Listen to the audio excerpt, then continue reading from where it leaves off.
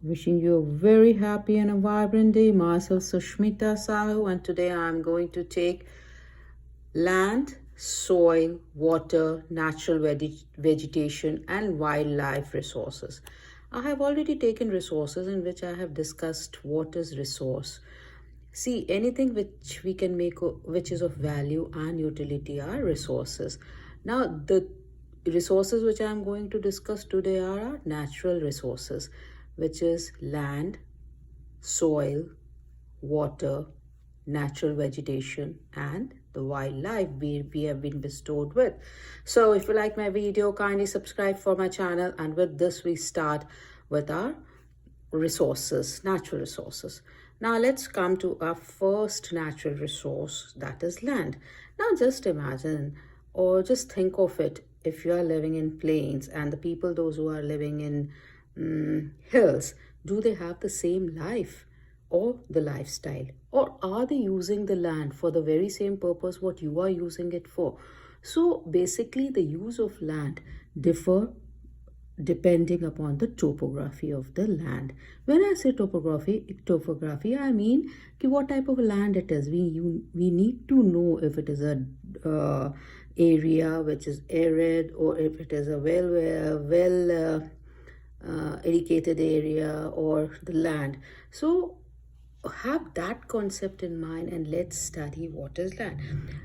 These videos which I take are very good for class NCERT classes, the middle group, and for competition as well, to have a just quick, a quick revision of things which we have forgotten with age.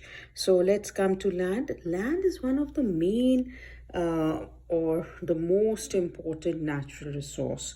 It covers about 30% of the total area. We know 70% is made by water and 30% is made by earth.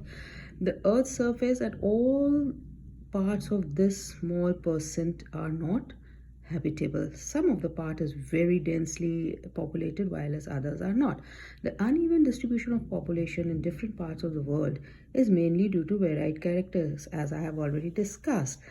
The topography, obviously the fertile land will have the better population, or the more thickly populated, they will be more thickly populated area, and the one with less irrigation or less resources will have different type of will have less populated area. Now we all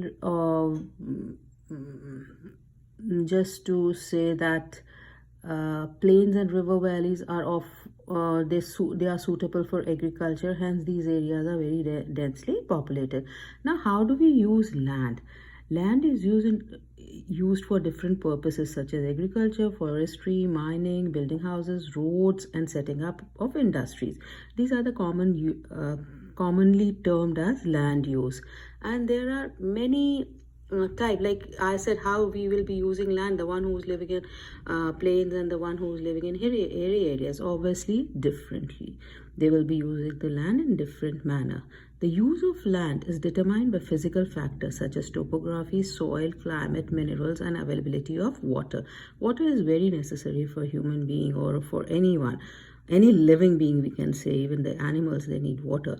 So human factors such as population and technology are also important determinants of the land use pattern. Now there is one very nice table given in our NCERT books where they show percentage of area in use, like they have given the countries and they have given what they are using the land as cropland, pastures, forest, or any other use. And India rates highest, that is 57% of India's land is used as cropland. The bold ones, they show the highest percentage, which country is using it as high as the most.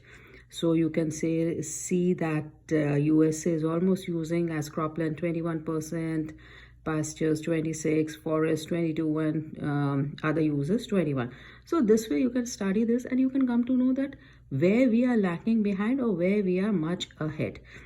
See, percentage of land, very nice comparative study they have given, and how the countries are using their lands. Now we can also say land can also be classified on the basis of the ownership. It can be either private lands or they can be community land. As the name suggests, private is belonging to an individual and community belongs to the group of people. People and their demands are always growing, but the availability of land is limited.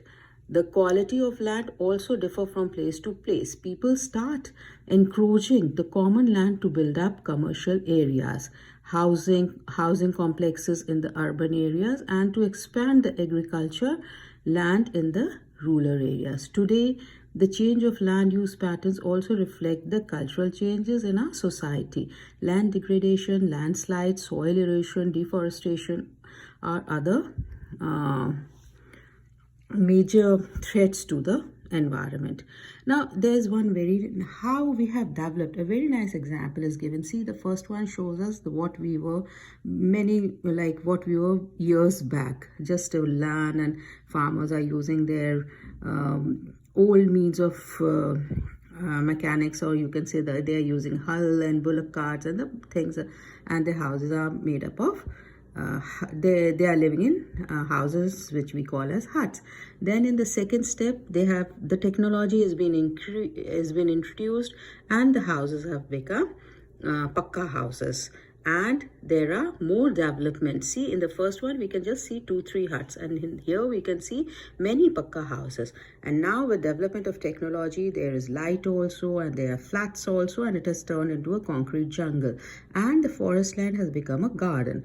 And now the final where we are, this is a concrete jungle where we all are living. So this is basically a very nice comparative study of how the land use has changed from time to time. Now, where we come to that, we have seen the different uses of land, and the present rate of degradation of land must be checked. Afforestation, land reclamation, regulated use of chemicals, pesticides, and fertilizers, and checks on overgrowing are some of the common methods used to conserve the land resources. Now, because of this, we are having lots of landslides, and now they give it very nicely. I am showing you the mitigation mechanisms, that how we can advancement in scientific techniques have empowered us to understand what factors causes landslides and how to manage them. Methods are given down there, that how can we use the techniques to avoid landslides. Yes, we can just avoid it. We can't stop it, because nature is nature. So I'm sure you might have understood this. The first, that is land. Now we come to our second, that is soil. Now everybody knows what is soil formation and how do we make the soil. See, there I'm showing you a very nice diagram with a smiley on it. How are soil formed? It is formed by the withering of rocks, not in a year or two. It takes years and ages to form the soil, the topsoils. See, with the withering is done by water, or you can say floods and things, calamities. We get the withering of rocks, and by this rock, the withered rock material with the sand and clay, and then these together with humus and vegetation, they form the topsoil. So we are at present leading with topsoil and subsoil only, basically with topsoil only. So the more the humus, the more is the fertile is the topsoils. Now, factors of soil formation, we have already seen that what affects the soil is obviously the parent rock. The color, the soil will have the same color as the parent rock will have. Then we have the flora, fauna, and microorganism. By flora and fauna, we mean the plant and the animals staying there or living there. Then the thickness of the soil, the time of the determines the thickness of the soil profile, and the climate. Obviously, these are the factors which determines the soil. The major factors of soil formation are the nature of the parent rock and the climatic factors. Other factors are the topography, role of organic material, and time taken for composition of soil formation. All these differ from place to place, and that's why we have different types of soil. Here you can have a lovely diagram out here. Yes. So now we know how the soils are formed. Now, degradation of soil and conservation of soil. We all know that we, the human being, is the first one to degrade the soil, or because sometimes we go against the mother nature, and this leads to the horrifying results what we are facing. Soil erosion and depletion are major threat to the soil resources. Both human and natural factors causes this, and factors which lead to soil degradation are deforestation, overgrazing, overuse of chemical fertilizers or pesticides, rainwash, landslides, and floods. Some methods to check or for the soil conservation. First is mulching, which is used in many of the countries. Mulching is compulsory. That is, on the bare ground soil you put layers of organic material like straw, and this helps to retain the moisture of the soil. Then contour barriers. Stone, grass, soils are used to build barriers along the contours. Trenches are made in front of the barriers to collect water. Then rock dams are built. Then we have terrace farming in the hilly areas. Then we have intercropping. Different crops are grown in alternate rows and are sown at different time to protect the soil erosion by the rain. Then counterplowing and shelter belts. Shelter beds in the coastal area. In the dry region, rows of trees are planted to check the wind movement. Now, there's a very nice example. You take a tray and put soil on it, or soil on it, and in the next one you grow some plants. And when you put water in the pot where you had the soil, you will see there is soil erosion, and the collected water will have lots of soil. While where you have grown the plants, the soil erosion is less. That's why we say always grow plants so that soil is retained. Now, let's come to our third resource, and that is water. Water, in Earth is also called a water planet. You know why? Because 70% of the Earth is made up of water. By saying 70%, we mean 3/4 of Earth is with water. Or 2/3 of this water is oceans, which does not support drinking water, but it supports rich variety of animals and plants. And 2.7% is of fresh water, which supports us, of course. Where does this fresh water comes from? It comes from it comes from sheets, and it comes from glaciers of Antarctic, Greenland, and from the mountain region. Water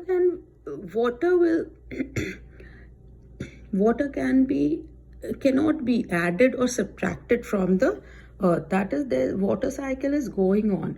You cannot add any water to it, or nor can you take out any water. The water cycle is going on constantly in this nature, and the amount of water remains the same. Now, problem of water availability. See, scarcity of water, you all know water has to be used properly, and there is scarcity of water in many of the regions. There the countries are given most of the Africa, West Asia, South Africa, parts of Western USA, Northwest Mexico, parts of South America, and entire Australia. They face a shortage of fresh water. So we need to conserve it. Now, how can we conserve water resources? Everybody knows that water resources are very fresh resources. It is us who are making them polluted by our development. Say, discharge of untreated or partially treated sewage, agriculture chemical, and industry effluents in water bodies are major contaminants. They pollute water with nitrate metals and pesticides. Most of these chemicals are very harmful for the freshwater life also, and for us also. So we need to conserve water. How can we conserve water? We can conserve water by planting more of the trees, that is replenishing our forest, then water harvesting, then canal, for irrigation we can develop canals, then we can have the sprinklers. The method of irrigation should be changed, drip irrigation, and minimize water seepage. There's a very nice question out here that, yes, here, that these methods are given here. Now you can think of any methods to save the water. Yes, it is your mind which has to wreck. What I could think is, you can use the washing utensils water for gardening, or the bathing water can be used for flushing. This way we can reuse the water and minimize our use of water. Think of many more ways by which we can reuse the water. Now, now comes our fourth, I think so, natural vegetation and wildlife. Now, natural vegetation also depends on the area we are in. Natural vegetation and wildlife exist only in the narrow zone of contact between the lithosphere, hydrosphere, and atmosphere, that we call as biosphere. I'm sure you are tuned with the word of lithosphere, hydrosphere, and atmosphere. If not, kindly Google it. In the biosphere, living beings are interrelated and interdependent on each other for survival. This life-supporting system is known as ecosystem. Vegetation and wildlife are valuable resources. Plants provide us with the timber, give shelter to animals, produce oxygen we breathe, protect soil, so essential for growing crops, act as shelter belts, help in many of the ways which helps us in living. Wildlife includes animal, birds, insects, and they provide us with milk, meat, hides, and many of the things we are living in. If we think of our daily, if we start from morning, we will see that we are either dependent on plant or on animal. Now, what is the distribution of these natural vegetation? Obviously, depending on the weather, these vegetations are there's abundance of this natural vegetation where the factors are promoting them, that is enough of water, enough good climate, or they have adapted themselves to the vegetation where they are. Like we have evergreen forest, deciduous forest, and we have these forests in a particular area which support this type of lifestyle of the lifestyle of the trees. Now, conservation of natural vegetation and wildlife, which is really forest, we know, is our wealth. Mother Earth is our wealth. Plants give shelter to many animals, and they are our life also. They are our lifeline. So we have to take care of this forests, the main thing. Then forest, obviously, if you're taking care of forest, you are taking care of the soil, and you have to taking care of the wildlife. Obviously, wildlife has to be there. The food chain has to be continued. It should not be disturbed. And there are many national parks, wild sanctuaries to build up this area, to support the system of conservation of this. Then awareness programs are there now in societies now. One Mahotsav, we encourage them, and many countries have passed laws against the trade as well as killing of birds. So we all know that we need to take care of our Mother Earth. I'm sure today we all should take a pledge to take care of our Mother Earth and be one of the worthwhile citizen of this earth. With this, I would like to thank you all. Take care. Bye. If you have any problem, you can just put it down in the comment box, and I'm sure I'll be able to explain it. Hope so it helped you with your competitions. Thanks. Bye.